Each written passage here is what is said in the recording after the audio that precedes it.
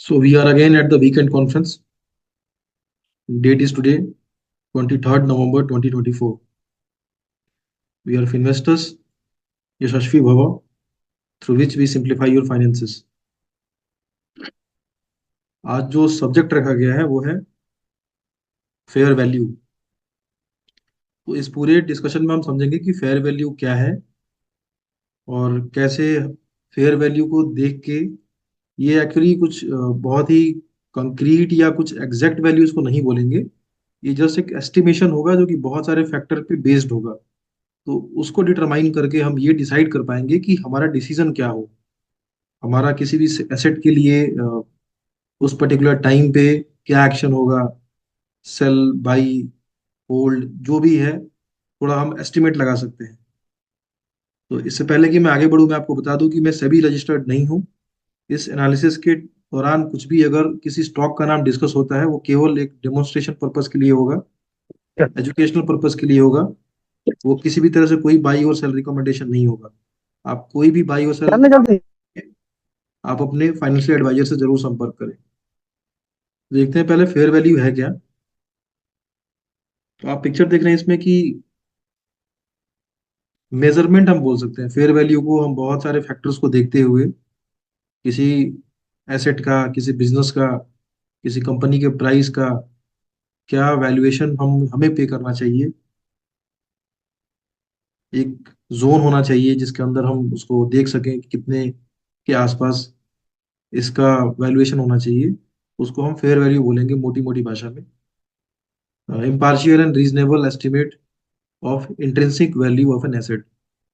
Simple वही बात जो मैंने आपको कही कि जो कोई भी एसेट हो उसके उसका जो इंट्रिंसिक वैल्यू है, इंट्रिंसिक का मतलब आप कह लें कि उसके अंदर जो भी पोटेंशियल है, उस पोटेंशियल को देखते हुए उसकी वैल्यू क्या है। तो उसको हम एस्टिमेट कैसे करेंगे, रीजनेबल रहेंगे एस्टिमेट करते वक्त। बहुत ज्यादा हम एग्रेसिव एस्टिमेट नहीं करेंगे, बहुत ज्यादा हम ओवर ऑप्टिमिस्टिक या ऑप्टिमिस्टिक एस्टिमेट नहीं करेंगे। इम्पार्शियल का मतलब कि चाहे हमने उस कंपनी को ओन कर रखा हो नहीं कर रखा हो, हम पार्शियल नहीं होंगे। ठीक है। कंफर्मेशन और जस्ट कि हम होल्ड करते हैं तो हमारी एंकरिंग बायसनेस नहीं होनी चाहिए, उसमें ओनरशिप बायसनेस नहीं होनी चाहिए। क्या क्या चीजों का हमें ध्यान रखना है एस्टिमेशन करने के लिए। तो मैनेजमेंट से जो पेडिग्री है, जो हिस्ट्री है मैनेजमेंट की, कि पहले कैसे काम करते थे, क्या पहले उन्होंने जो भी प्रोमिस किए हैं उन्होंने पूरे किए हैं नहीं किए हैं, टाइम से किए हैं नहीं किए हैं, क्या कंडक्ट रहा है उनका, क्या इंटीग्रिटी रही है, ऑनेस्टी कितनी है, और हंगर कितना है उनमें काम करने का, वो हमें देखना होगा। उसके बाद हम देखेंगे कि अर्निंग ग्रोथ पोटेंशियल कितना है। जिस भी बिजनेस को हम एस्टिमेट कर रहे हैं फेयर वैल्यू, उसका हमें पोटेंशियल जानना, अर्निंग पोटेंशियल जानना बहुत जरूरी है, तभी हम वैल्यू कर पाएंगे उसको। हिस्टोरिक वैल्यूएशन, हम ये भी देखेंगे कि कंपनी को मार्केट में हिस्टोरिकली कितने वैल्यूएशन पहले मिले हुए हैं, किस किस टाइम पे कैसे कैसे वैल्यूएशन थे। जब वो कंपनी ग्रोथ फेज में थी तो कितना वैल्यू करती थी मार्केट, जब वो ग्रोथ फेज में नहीं थी तब कितना वैल्यू करती थी मार्केट। सबका हम थोड़ा बहुत एवरेज लगाएं तो 5 years median P, 10 years median P, तो मीडियन वैल्यूएशंस भी क्या रहे हैं कंपनी के, उसको भी हम ध्यान में रखेंगे, ताकि हम उसके एस्टिमेशन को ना ओवर ऑप्टिमिस्टिक सिनेरियो में पहुंचा के बहुत ज्यादा ही हम एस्टिमेट ना कर लें। लॉन्जेबिलिटी ऑफ ग्रोथ साइकिल, जो भी ग्रोथ स्टार्ट हुआ है जिसके चलते हम इंटरेस्टेड हैं कि हम फेयर वैल्यू करें, तो उस ग्रोथ की लॉन्जेबिलिटी, लॉन्जेबिलिटी कितनी है, कितना लंबा ग्रोथ हो सकता है, कितने, क्या वो तुरंत किसी एक दो क्वार्टर की ग्रोथ है। जो डिमांड उसमें अब आ रही है, वो डिमांड क्या स्ट्रक्चरल डिमांड है, हमेशा रहने वाली है, या वो पेंट अप डिमांड है, मतलब अचानक से कुछ डिमांड क्रिएट हो गई। जैसे मैं एग्जांपल ले लूँ तो कोविड के टाइम पे आपने देखा होगा कि अचानक अचानक से ऑक्सीजन सिलेंडर की डिमांड बढ़ गई थी। तो लोगों ने उसको असेस नहीं किया और उन्हें लगा कि शायद ये डिमांड हमेशा रहने वाली है, बट वैसा नहीं था। वैसे डिमांड को हम बोलेंगे पेंट अप डिमांड। वैसे ही कोविड के बाद बहुत सारे सेक्टर्स जो बंद थे, जैसे cinema hall, hospitality, travel tourism, ये बंद थे। तो जैसे ही कोविड खत्म हुआ तो थोड़ा बहुत जब सब कुछ ओपन हुआ तो लोगों ने अचानक से काफी चीजें प्लान कर ली। तो वो जस्ट एक रिवेंज चीज थी कि हम 2 साल से कहीं निकले नहीं है, तो वैसे डिमांड क्रिएट हुई थी बहुत सारे सेक्टर्स में। तो उस तरह की डिमांड को हम बोलेंगे pent up demand. Structural demand का मतलब होता है कि चाहे कोई भी एरा चल रहा हो, वो डिमांड उसकी बनी रहेगी। जैसे कि हम एफएमसीजी की बात करते हैं, आप चाहे कोविड आए चाहे कुछ भी हो, आप खाना खाना नहीं छोड़ेंगे। दवाइयाँ बिकनी बंद नहीं होंगी, ठीक है, और भी बहुत सारी चीज़ें जो आपके डेली लाइफ में यूज़ होती है, उसकी कोई कमी नहीं होने वाली है। उस तरह की डिमांड जो भी है, और वो पॉपुलेशन आपका बढ़ता चलेगा, आपका डिमांड वैसे ही बराबर बना रहेगा, तो वैसे डिमांड को हम स्ट्रक्चरल डिमांड बोलेंगे। तो हम ये देखेंगे कि जो ग्रोथ साइकिल आ रहा है उसका लॉन्जिविटी लॉन्जिविटी ज़्यादा है कि नहीं है। ऐसा नहीं हो कि वो 1-2 क्वार्टर की डिमांड हो, फिर आप अगर एस्टिमेट कर लेंगे गलत तो वापस वहीं आ जाएंगे जहां आपने शुरुआत की थी, या हो सकता है कि उससे नीचे भी आ जाए आप। एक छोटा फ्रेमवर्क मैंने तैयार किया है थोड़ा बहुत असेसमेंट के लिए, उसको देखते हैं क्या रहेगा फ्रेमवर्क। तो फ्रेमवर्क में हमने क्या लिया है कि पैट लिया है, profit after tax, net profit company का कितना है, और ट्रेलिंग 12 मंथ पी, जो कि आपको आराम से स्क्रीनर पे मिल जाएगा। फिर हमें पता है कि दोनों को जब हम मल्टीप्लाई करते हैं तो निकलता है हमारा market cap, A into B, that will be market cap. ये है आपका ग्रोथ CAGR, मतलब आने वाला जो ग्रोथ है 2 या 3 साल जो भी आपके पास डेटा है, वो कंपाउंडेड एनुअल ग्रोथ रेट क्या है उसका, कितने ग्रोथ रेट से बढ़ रहा है इन परसेंटेज। देन आपका फॉरवर्ड वैल्यूएशन, हमने सब पढ़ा था, हमने पेग रेशियो निकाला था, तो 1.5 तक के पेग रेशियो को हम फेयर वैल्यूएशन की तरफ देखते हैं। तो उस वैल्यूएशन को प्राइस इन करके फॉरवर्ड वैल्यूएशन क्या निकलना चाहिए हमारा, फॉरवर्ड पी अगर हम ले तो फॉरवर्ड पी क्या निकलना चाहिए, या कोई और मैट्रिक्स वैल्यूएशन का हो तो उसमें हमें क्या करना चाहिए। देन हमारे पास आता है ग्रोथ मार्केट कैप, मतलब जो हमारे पास फॉरवर्ड वैल्यूएशन आया है उस ग्रोथ को अगर हम प्राइसिंग करें तो ग्रोथ मार्केट कैप क्या बनना चाहिए। फिर हमने मार्केट एरर दिया है कि मार्केट को भी थोड़ा सी सहूलियत देते हैं कि 20% तक का एरर मार्केट को दे दिया कि वो उतना परफेक्टली प्राइसिंग नहीं कर रहा है। और फिर उसके बाद वो सब भी करने के बाद हम ये चेक करेंगे कि फिर हमारे लिए क्या होगा, बाइएबल मार्केट कैप क्या होगा। अगर कोई कंपनी दिख रही है हमें कि ग्रोथ में जा रही है, तो हम कहाँ तक के मार्केट कैप तक उसको सोचें, कहाँ के बाद हम छोड़ दें कि नहीं अब मेरे बस की बात नहीं है, हमारे फ्रेमवर्क से बाहर है। या फिर अगर अचानक से कोई कंपनी जो ग्रोथ में थी उसने थोड़ा डीग्रोथ करना शुरू किया, और हमें लगा कि अब जो ग्रोथ जो भी आ रही है कंपनी में थोड़ा स्लो डाउन हुई है, और अभी जो प्रेजेंट वैल्यूएशन है, तो हमारे लिए क्या वो होल्ड करना जरूरी है, या हमें ट्रिम करना है, या हमें क्या करना है, उसका डिसीजन हम लेंगे। तो हम एक पहला एग्जांपल लेते हैं। जैसे माना कि किसी कंपनी का पैट जो है, ये सारे फिगर्स हैं करोड़ में, किसी कंपनी का पैट है वो 100 करोड़ का है, और TTM पी आपको साफ साफ मिल जाएगी स्क्रीनर पे, 30 की पी वहां मिल रही है, तो आपको वहां पे मार्केट कैप भी 3,000 दिखेगा। ये डेटा आपको आराम से किसी भी साइट पे जो आप यूज करते हैं वहाँ ये पहले दूसरे और तीसरे डेटा आराम से वहां मिल जाएंगे। फिर आपके पास जो भी आपने सोचा, जो भी आपने स्टडी करी, रिसर्च करा, उससे चला पता कि आपको कंपनी 2 या 3 साल के लिए 30% तक ग्रो कर सकती है आगे जाके। तो जैसे हमने पढ़ा था कि पेग रेशियो 1.5 तक हम मानते हैं कि कंपनी फेयरली वैल्यूड है। थोड़ा सा इसमें बहुत इसमें हम स्ट्रिक्ट नहीं हो सकते, एरर के चांसेस रहेंगे, बट फिर भी हम ये देखेंगे कि फॉरवर्ड वैल्यूएशन पे कंपनी को 45 तक का पी हम पे कर सकते हैं, ठीक है। फिर हम देखते हैं कि फिर अगर हम 45 का पी पे करते हैं तो ग्रोथ मार्केट कैप क्या निकलता है। जो पहले मार्केट कैप था 3,000, अब ये 45 का पी आया, तो 45 into 100, 45 into 100 is equal to 4,500। तो ये ग्रोथ मार्केट कैप आया, मतलब वो जो ग्रोथ हमें दिख रहा है उस ग्रोथ को भी हम प्राइसिंग कर दें आज के प्राइस में, तो मार्केट कैप दिखता है 4,500। ये ग्रोथ तो अभी आएगी, अभी आई नहीं है, ठीक है, तो ये एस्टिमेशन है हमारा।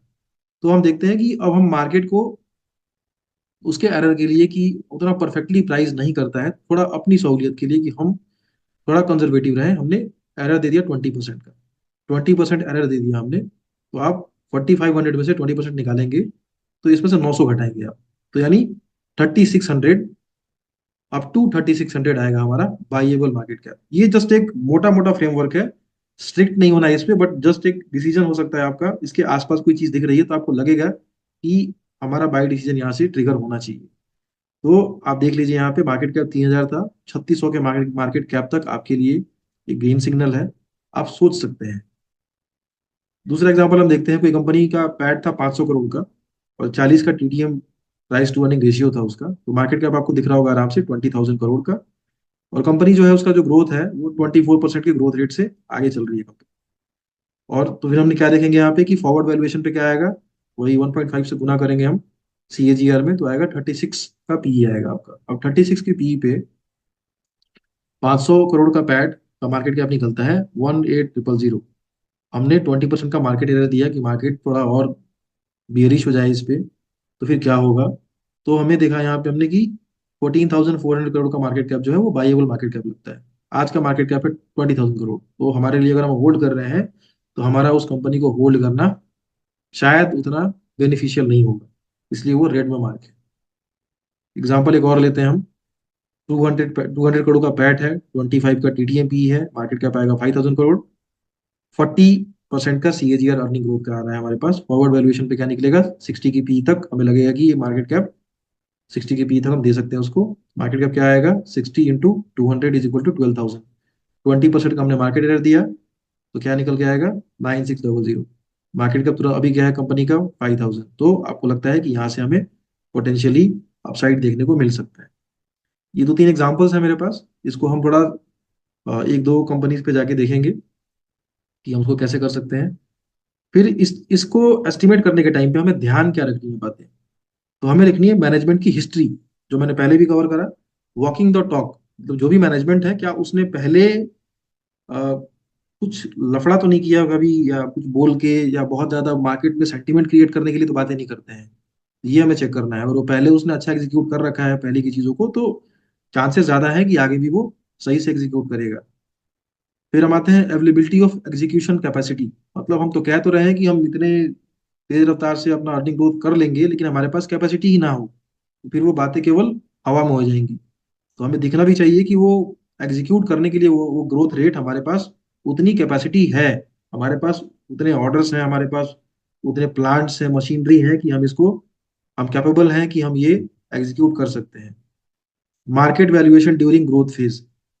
अब हम ये भी देखेंगे कि मार्केट पहले इस कंपनी को, जब ये पहले कभी अगर ग्रोथ फेज में रही होगी, जो कंपनी नई ग्रोथ फेज में जा रही है उसका तो हमारे पास कुछ नहीं मिलेगा, बट अगर पहले किसी का हिस्ट्री है कंपनी का, तो पहले के हिस्टोरिकल ग्रोथ रेट पे, जब वो कंपनी बहुत तेज ग्रोथ कर रही थी, तब मार्केट ने कितना उसको वैल्यूएशन दिया हुआ था। फिर जब वो थोड़ा खराब कर रही थी, तो कितना वैल्यूएशन दिया हुआ था। तो आपको समझ में आएगा कि फिर से ग्रोथ फेज में जा रही है, तो कितना कितना वैल्यूएशन हम देख सकते हैं संभवतः आगे कभी ना कभी हमें देखने को मिल सकता है। ये जस्ट एक आपको आइडिया देगा। फिर आपको ये भी देखना है कि डिमांड आउटलुक क्या है।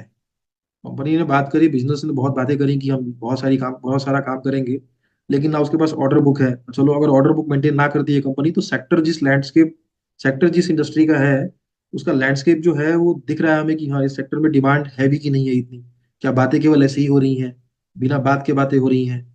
ये सब चीजें हमें डबल चेक करना है, ताकि हम श्योर रहें कि ये ग्रोथ जो बात हो रही है, वो ग्रोथ जो है एग्जीक्यूटेबल ग्रोथ है, वो हो सकता है, बहुत ज्यादा चांसेस हैं कि एग्जीक्यूट हो।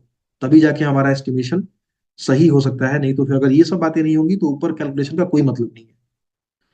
फिर उसके बाद ये भी चेक करना है कि अवेलेबिलिटी ऑफ फंड है कि नहीं। मतलब अगर किसी कंपनी को जो अभी जितना काम कर रही है उससे 40% ज्यादा काम करना है, 30% ज्यादा काम करना है, तो उसको रॉ मटेरियल परचेज के लिए, बाकी बहुत सारी चीजों के परचेज के लिए और पैसे की रिक्वायरमेंट होगी। तो वो पैसा वो कैसे जनरेट करेंगे, क्या उनके पास उनके बैलेंस शीट में उतना पैसा पड़ा हुआ है?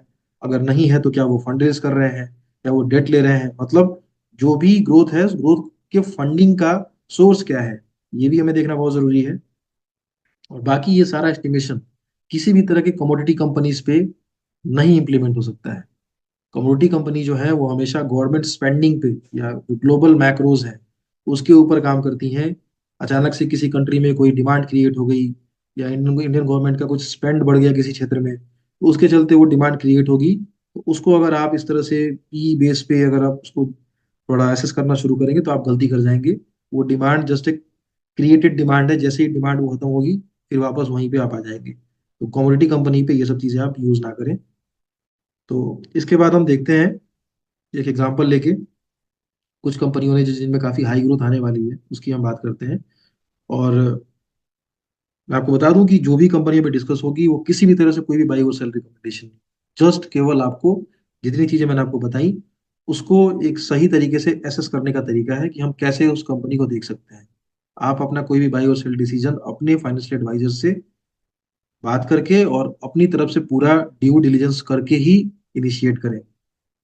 मेरे द्वारा या किसी भी पार्टिसिपेंट्स के द्वारा किसी भी तरह का कोई डिस्कशन, लीडिंग डिस्कशन हो, स्टैटिक डिस्कशन हो, वो किसी भी तरह को, किसी भी एक डिसीजन को लीड नहीं करेगा।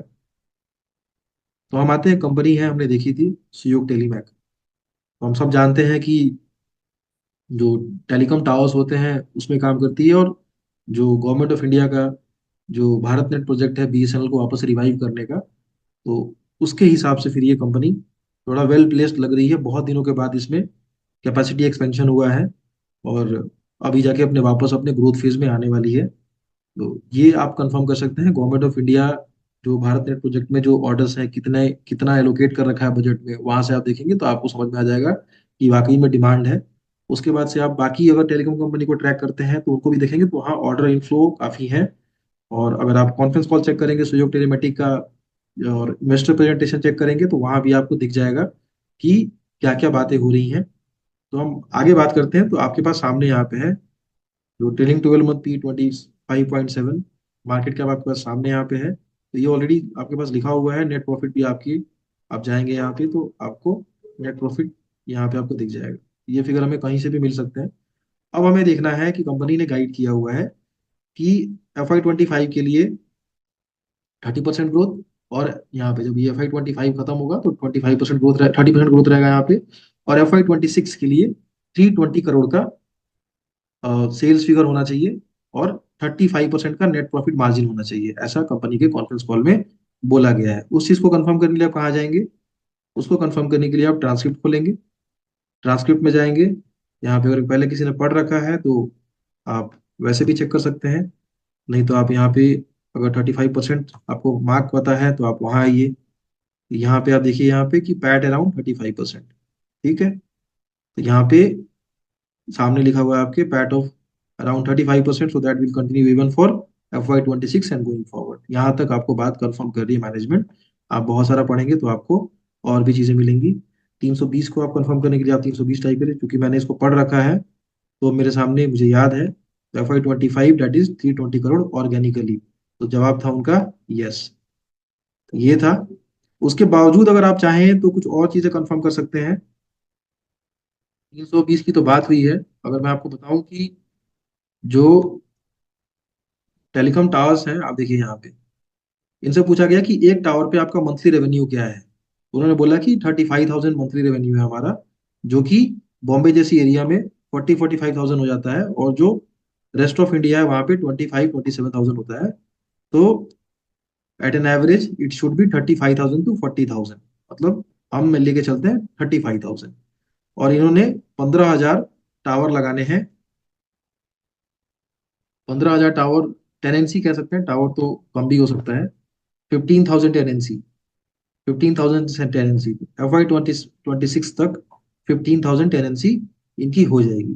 तो आप जस्ट एक कैलकुलेशन करें कि अगर कंपनी के पास 15,000 टेनेंसी है और 35,000 मंथली एनुअल मंथली रेवेन्यू है, तो आप जरा चेक करें एक बार कि 35,000 इसको हम साल में कन्वर्ट करेंगे तो ये 12 आएगा, और उसके बाद 15,000 हमारे पास टेनेंसीज हैं।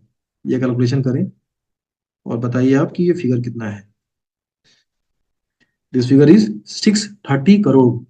तो FY26 का इन्होंने रेवेन्यू गाइडेंस दे रखा है 320 करोड़ का। FY26 तक ये सारे 15 के 15,000 टास्क लग चुके होंगे और ऑपरेशनल हो चुके होंगे। तो नेक्स्ट ईयर रेवेन्यू हमें साफ साफ क्या दिख रहा है? T630 करोड़, जब भी हम 35,000 के हिसाब से काउंट कर रहे हैं। तो हमें अब क्लियरली दिख रहा है कि ग्रोथ पोटेंशियल है, और बाकी सभी बातें जो हैं वो थोड़ा इनलाइन दिख रही है। तो हम अब अर्निंग CAGR निकालते हैं। आप निकालें कि FY26 तक आज के डेट में कंपनी का जो रेवेन्यू है FY25 के हाफ तक वो है 181। तो 181 से 320 तक आपको पहुंचना है। तो क्या CAGR लगता है? आप चेक करें जल्दी से। I am waiting for your reply, be quick. 1 साल 6 महीने में आपको पहुंचना है 320 तक। आप बताएं CAGR क्या हो सकता है? Sir 46.21। Yes, 46.21 is a CAGR। तो 46.21 के हिसाब से जो हमारे पास फ्रेमवर्क था, जो हमने यहाँ पे डिसाइड किया, हमने देखा ये कि हम फॉरवर्ड वैल्यूएशन क्या लेके चलते हैं? 1.65 का पैग लेके चलते हैं। तो क्या हमें कहाँ तक पी हम दे सकते हैं इसको? 46.21 इंटू 1.5 कम्स टू 69 तक का पी दे सकते हैं। अब हमें एक और चीज चेक करनी है, क्या ग्रोथ फेज में कंपनी, ये तो हमने एक फ्रेमवर्क लिया, इस पे हम इसको प्राइसिंग करेंगे तो बहुत ज्यादा आ जाएगा। तो हमें थोड़ा एक चीज और ध्यान रखनी है कि क्या जब कंपनी कभी अपने ग्रोथ फेज में थी, ये इनका ग्रोथ फेज है, 13, 14, 15, 16, 17, ये देखिए 39% का ग्रोथ आ रहा था यहाँ पे। तो इस ग्रोथ फेज के टाइम पे कंपनी का highest price to earning ratio क्या मिलता था, तो आप यहाँ देखेंगे this is the price to earning ratio close to 40। तो हम एस्टिमेशन में 60 या 70 नहीं लेंगे। अगर वो मिलता है, मार्केट अगर अगर एसेस करता है कि नहीं इतना कम वैल्यूएशन नहीं होना चाहिए, अगर वो 70 तक का पी उसको कमांड करता है, तो गुड फॉर अस, हमें और ज्यादा अपसाइड देखने को मिलेगा। बट हम उतने कंजर्वेटिव होंगे जहां से हमें लगे कि हम इससे नीचे तो नहीं आ सकते हैं। तो इसको एटलीस्ट कम से कम आप 40 का पीई भी देके देखें। आप 40 का पीई देखें, और आप देखें यहाँ पे कि एफ वाई 26 में जब 320 का सेल्स है और 35% का पैट मार्जिन है, तो पैट कितना आएगा? एक तो ये फिगर बताइए, दूसरा बताइए कि 630 FY 27 का रेवेन्यू होने के चांसेस है और उस पर 35% का पैट है, तो दोनों का कितना आएगा? दोनों आप मुझे आंसर बताइए। FY 26 एंड FY 27 का पैट कितना आना चाहिए? क्विक।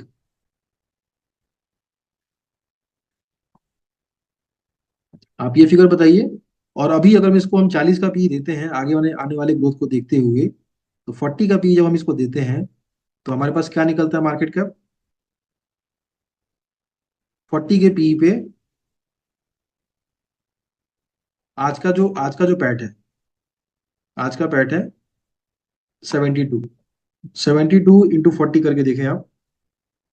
72 × 40। आज के लिए हम बात करें कि आज हमारा बाइंग डिसीजन होना चाहिए कि नहीं होना चाहिए। तो आप यहाँ पे आइए। 72 है और हम देख रहे हैं जो ग्रोथ आने वाला है, हिस्टोरिक ग्रोथ रेट के साथ अगर हम कंपेयर करते हैं तो भी 40 का हमें देना पड़ रहा है। तो दैट विल कम टू 2880। अब आप देखें, अब इस 2880 मैंने एक और चीज कही थी कि आप 20% और उसको कम कर दीजिए। 2880 को जब आप 20% और कम करते हैं, तो क्या फिगर आता है?